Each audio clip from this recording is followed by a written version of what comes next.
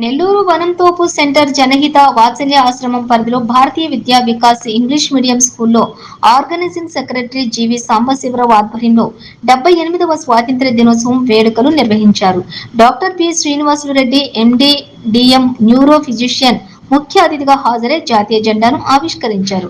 Doctor B Srinivasulu Reddy మాట్లాడుతూ independence day వాత్సల్య పిల్లల మధ్యలో జరుపుకోవటం చాలా సంతోషంగా ఉందని చెప్పి వాత్సల్య ఆశ్రమంలోని పిల్లలను గొప్పగా తీర్చిదిద్దుతున్నారు అని కొనియాడారు.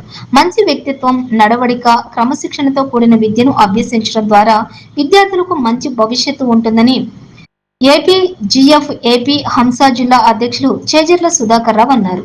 Doctor A B Ravikumar, GVR college principal Gurram Sudhakar రావు, సింహాపురి వైద్య సేవా సమితి ట్రస్ట్ డి నగేష్ రెడ్డి, ప్రముఖ వ్యాపారవేత్త దేవిశెట్టి లక్ష్మణ్ రావు, ఎడిటర్ తిరుపతయ్య, ప్రాంతీయ గ్రామీణ వికాస్ సంయోజిక్ నవీన్ విభాగ్ ప్రచారక్ వాత్సల్య ఆశ్రమం దుర్గా ప్రకాష్ ప్రసంగించారు.